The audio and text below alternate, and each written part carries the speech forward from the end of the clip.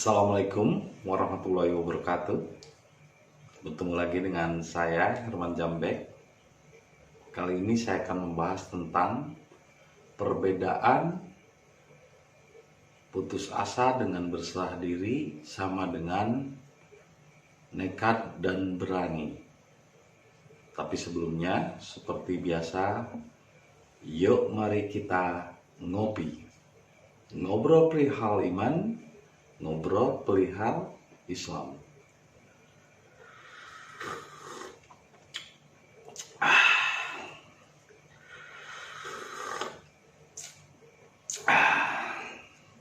Ya, ini adalah kenyataan. Jadi hakikat itu adalah kenyataan hidup.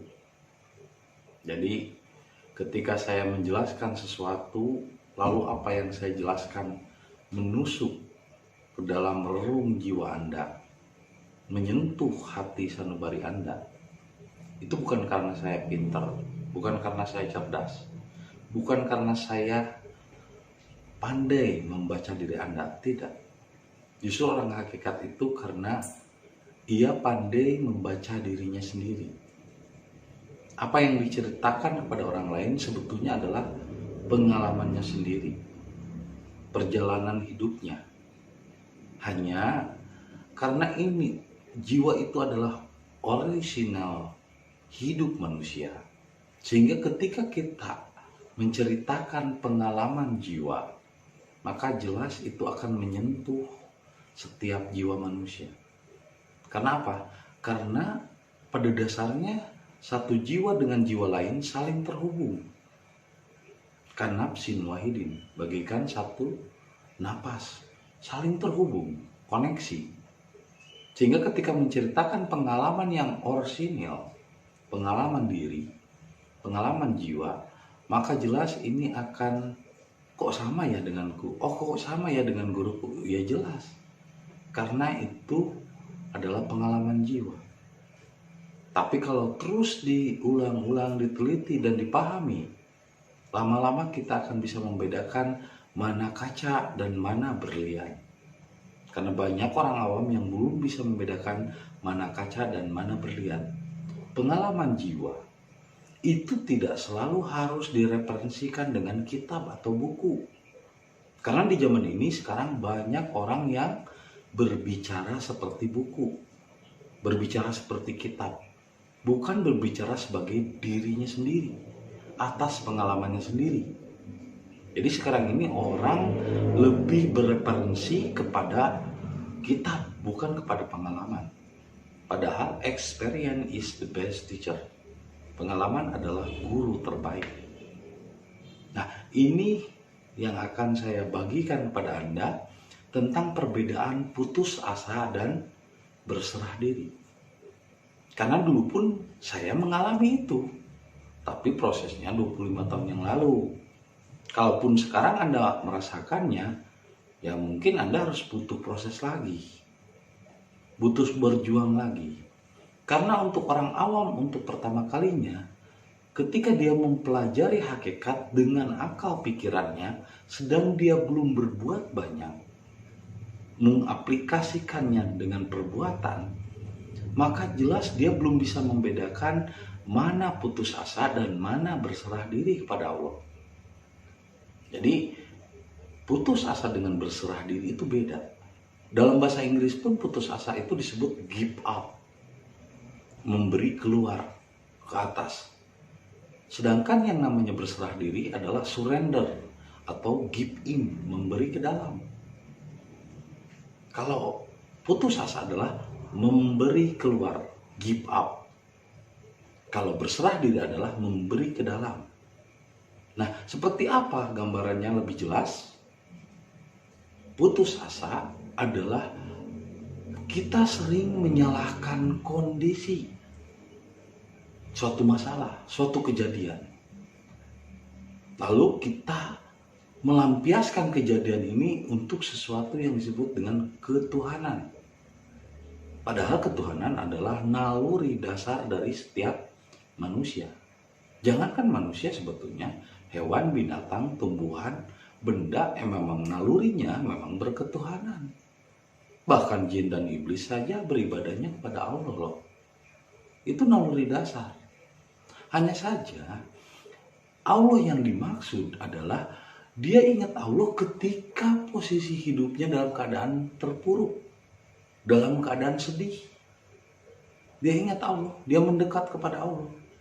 Lalu ketika dia berdoa, beribadah, kesedihan dan keterpurukannya tidak kunjung datang, akhirnya muncullah putus asa dan menyalahkan pula kepada Allah.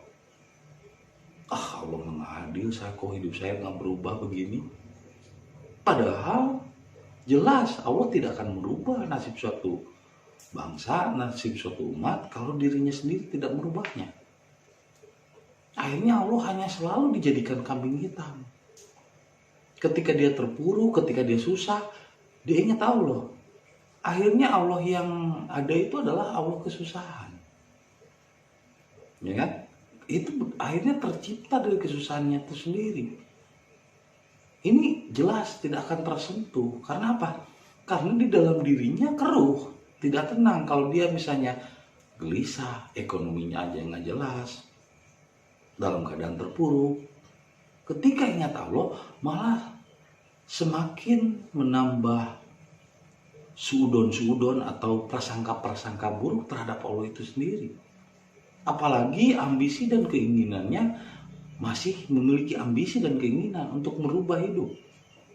Merubah hidup itu harus kau rubah denganmu sendiri, bukan menyalahkan situasi atau menyalahkan Tuhan. Harus kau koreksi sendiri. Di mana letaknya kau? Kenapa kamu terpuruk? Kenapa kamu salah? Jangan bawa-bawa Tuhan. Karena orang Indonesia ini udah kebiasaan senang sedih, bawa-bawa nama Tuhan di mana-mana, selalu mengatasnamakan Allah. Tapi kelakuan masih jauh dari contoh-contoh akhlak yang baik. Dalam keadaan terpuruk, kok kenapa semakin terpuruk ya? Semakin ingat Allah. Ini ada hubungannya dengan law attraction, hukum tarik menarik. Apa yang kamu keluarkan dari dalam dirimu sebagai keluhan, maka itulah yang akan kembali kepada dirimu. Ketika kamu ingat Tuhan dalam keadaan sempit dan sedih, maka itu semakin membuatmu sempit dan sedih. Pikulu bihi marodum pajadahumullah marodum.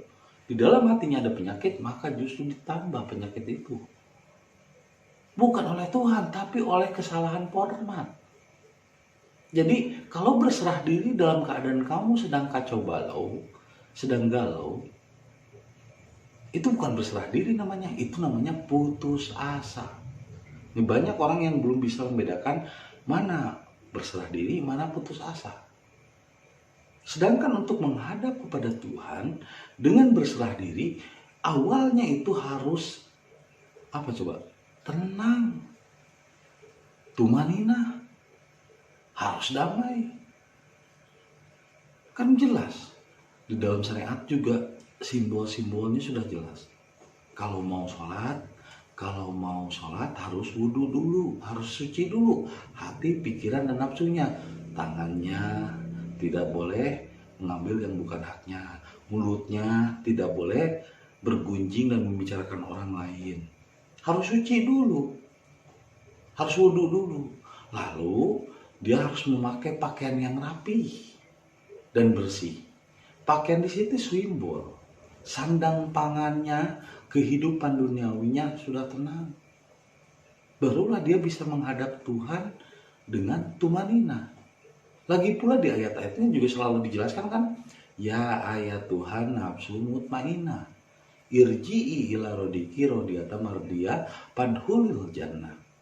Hei orang-orang yang berada di dalam nafsu mutmainah, yaitu jiwa-jiwa yang sudah tenang, jiwa-jiwa yang sudah tidak memikirkan lagi duniawi. Bukan berarti tidak punya dunia, justru banyak dunianya. Dia sudah tidak khawatir lagi. Jiwa-jiwa yang sudah tenang, maka kemarilah dipanggil sama Tuhan. Hai orang-orang, paling tidak dia sudah jadi orang dulu. Kalau misalnya dia masih binatang, tumbuhan, hewan, masih di 3 daya rendah di bawahnya, yang akan terpanggil. Jadi jangan maksain untuk ketuhanan, sementara daya-daya di dalam diri kita masih kesetanan. Jadi harus disesuaikan dulu frekuensinya. Kalau hidup kita belum tenang, belum damai, masih riweuh dengan keadaan dunia, jangan memaksakan. Karena frekuensi ketuhanan ini tinggi. Ibaratnya frekuensi ketuhanan ini dayanya 5 juta volt. Terus kita memiliki kabel yang cuman kekuatan 20 voltase. Ketika disambungkan dengan energi yang sangat besar, otomatis akan ngejepret. Tidak kuat untuk menerima tampungan energi yang besar. Bahkan diceritakan pada zaman Musa pun, ketika wahyu itu turun, gunung pun meletus, air laut pun mendidih, bumi pun terbelah. Kenapa? Mereka tidak mampu menampung amanah. Frekuensinya beda. Jadi ketuhanan tidak bisa diterima ketika daya-daya di dalam diri kita masih rendah. Maka selesaikan dulu urusan dirimu. Jangan memaksakan. Kalau hidupmu masih nggak tenang, khawatir, terus masih pusing dengan keuangan, masih carut marut dengan kehidupan, ya selesaikan dulu masalah pribadimu. Jadi orang dulu lah. Ya Tuhan, nafsu mutmainah, karena di situnya juga panggilan untuk orang, bukan untuk binatang, bukan untuk tumbuhan, bukan untuk benda. Benda, bumi, gunung, tanah saja tidak mampu menerima frekuensi ketuhanan sampai mereka meledak. Tumbuhan saja terbelah, hewan-hewan saja kocar-kacir. Karena memang frekuensi ketuhanan tidak bisa diterima oleh frekuensi rendah, frekuensi kesehatanan. Apalagi pikiran kita belum tenang, hidup kita masih galau. Ya harus tenang dulu, yang dicari itu tenang dulu. Bahkan mencari duniawi saja, kalau belum tenang, itu nggak akan ketemu. Sama seperti kita ngejar-ngejar angin, kita tangkap, ya hilang. Jadi kalau ingin mendekat kepada ketuhanan, mendekat kepada rezekinya, mendekat kepada kedamaian dunia dan akhirat, ya harus tenang dulu, harus damai dulu, harus jadi orang dulu. Nah kalau kita buru-buru, padahal di daya kita masih daya rendah, masih carut marut dengan kehidupan dunia yang belum selesai dengan dirinya, memaksakan diri untuk mengejar frekuensi ketuhanan, yang ada malah kasihan, nanti bikin jepret. Sama seperti energi listrik yang ribuan voltase, kita nyelokin kabel yang kekuatannya cuman misalnya 20 voltase, itu akan ngejepret, nggak akan kuat. Makanya kenapa banyak orang yang ketika belajar hakikat jadi gila. Karena apa? Ya hakikat nggak bisa dipelajari, bro. Bukan pelajaran. Makanya ketika ada orang yang datang untuk belajar hakikat ke rumah saya tolak. Karena di sini saya bukan pesantren, saya tidak punya yayasan, saya tidak punya murid, dan saya bukan sebagai guru. Saya hanya sebagai guide kepada jiwa-jiwa. Itu adalah Roh Kudus sebagai guide atau sebagai penjaga 4 elemen benda, tumbuhan, hewan, dan jasmani, amarah, lawamah, supiyah, dan mutmainah. Dan yang dipanggil untuk mencapai frekuensi ruhani atau ketuhanan adalah orang yang sudah didaya orang, sudah mapan dulu kehidupannya. Paling tidak kalau tidak mapan juga dia sudah tidak lagi terpengaruh oleh kemelekatan duniawi. Tapi kalau misalnya dia masih terpengaruh oleh kemelekatan duniawi yang kuat mempengaruhi dirinya, tidak bisa. Tetap harus didaya orang dulu, harus tenang, harus tumanina. Kan sebelum ibadah sholat juga kan harus tenang dulu, harus tumanina, harus rapi dulu bajunya, bersih, sandang pangannya harus tercukupi dulu. Ini sama seperti pengalaman saya waktu kalau bulan puasa di pesantren, jadi ketika maghrib orang ke masjid, cuman minum terus ke masjid. Ketika orang ke masjid, saya malah ke dapur santri. Nah, tiba-tiba ada ustadz yang masih di situ. Kata ustadz, ngapain kamu ke dapur? Katanya, itu kamu sholat dulu. Ah, nggak mau pak, kata saya. Saya lebih baik makan dulu. Karena saya lebih baik lagi makan ingat sholat daripada lagi sholat ingat makan. Ah, kalau katanya kata ustadz, ya iya, nyata loh. Kalau kita ibadah dalam keadaan lapar, nggak akan konsentrasi dengan baik, tidak akan tenang, tidak akan tumanina. Maka kalau misalnya Anda mau datang ke rumah saya, setidaknya Anda harus selesai dulu dengan masalah pribadimu. Kalau Anda mau datang ke rumah saya, membawa keluhan, itu sama saja Anda putus asa, bukan ingin berserah diri, itu namanya putus asa. Apalagi kalau misalnya jauh-jauh datang ke rumah saya cuma untuk mengeluh, cuma untuk meminta perlindungan. Hei, minta perlindungan itu sama Tuhan. Saya itu cuma jembatan doang, guide untuk menyeberang jembatan. Minta tolonglah hanya kepada Allah. Cobalah bergantung kepada Allah, sedangkan Allah meliputi dirimu juga. Jadi kamu harus bergantung kepada dirimu sendiri, harus mandiri dulu. Berdiri di atas kaki sendiri, jangan bergantung pada orang lain. Lagian pula kalau orang-orang sudah mengenal hakikat, kita ketika datang pun tidak untuk merepotkan tuan rumah, tidak untuk merepotkan orang lain. Kalau kita merepotkan orang lain, berarti hidup kita masih sampah, masih kotoran-kotoran. Coba kalau datang itu bukan untuk membawa sampah, membawa keluhan, tapi datang itu setelah kita selesai dengan permasalahan hidupmu. Karena yang dipanggil itu adalah orang, bukan hewan, bukan tumbuhan, dan bukan benda. Kalau misalnya masih belibet di daya-daya rendah benda, tumbuhan, dan hewan, selesaikanlah dulu masalah dirimu. Karena Tuhan hanya memanggil ayat Tuhan nafsu mutmainah, hanya memanggil orang-orang yang beriman, bukan kambing-kambing yang beriman, bukan tumbuhan-tumbuhan yang beriman, bukan benda-benda yang beriman, kan? Orang-orang itu sudah tenang, sudah damai, sudah tidak kacau dengan berbagai masalah. Kalau Anda kacau dengan berbagai masalah, datang ke rumah saya, itu samanya membawa sampah. Jadi Anda harus selesai dulu dengan dirimu, tidak ada masalah apapun dengan hidupmu, datanglah untuk berserah diri. Kalau Anda punya banyak masalah, datang hanya untuk mengeluh, itu bukan berserah diri namanya, tapi itu namanya putus asa. Dan Anda nekat datang, itu nekat, bukan berani. Nekat itu tidak diperhitungkan, harusnya Anda memperhitungkan. Ketika Anda datang kepada orang lain hanya akan menambah beban orang lain, itu namanya nekat. Kalau orang yang berani, ketika datang itu dia sudah mempersiapkan mentalnya, sudah memperhitungkan apa yang akan terjadi. Jadi dalam perang pun antara orang nekat dengan orang berani beda. Orang nekat itu adalah orang yang putus asa. Sedangkan orang yang berani adalah orang yang sudah bisa mengukur kapasitas dirinya. Jadi kalau namanya berserah diri itu bukan menyerah kepada keadaan, tapi menyerah ke dalam diri.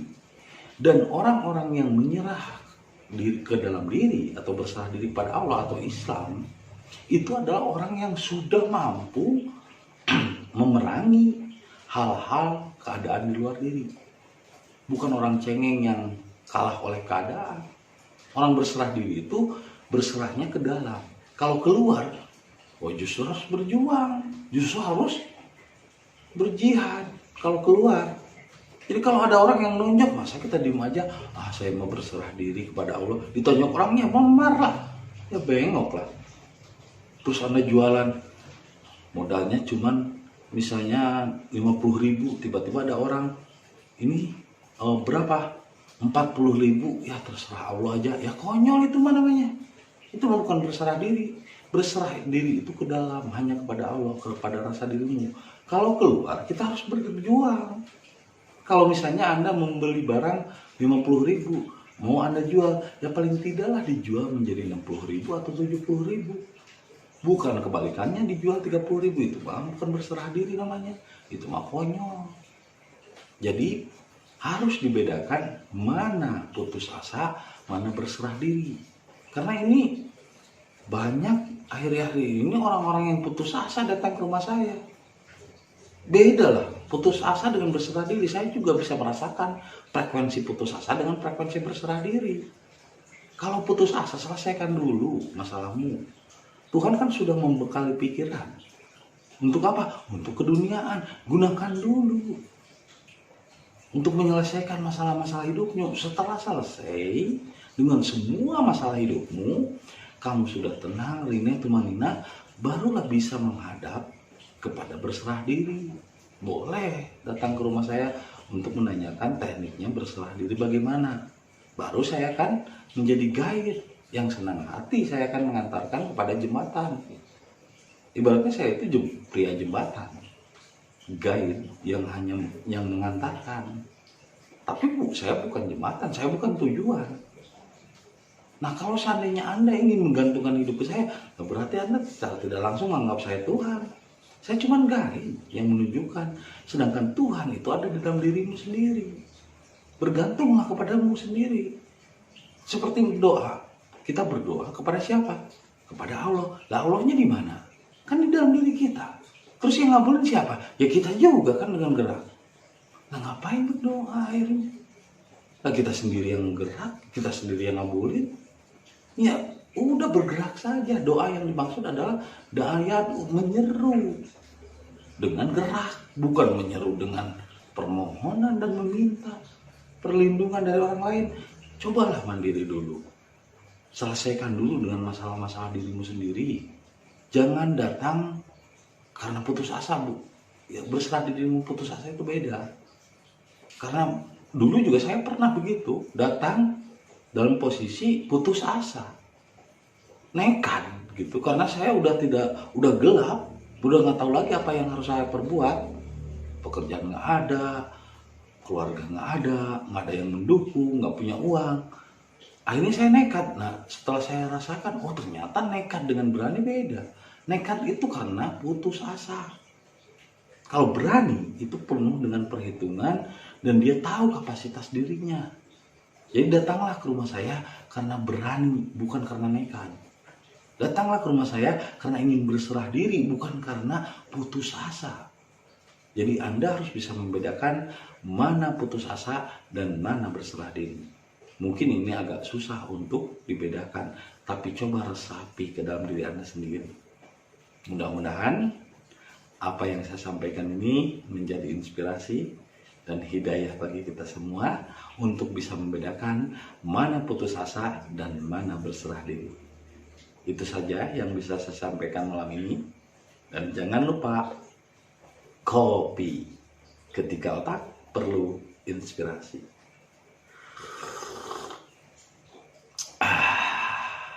Luar biasa.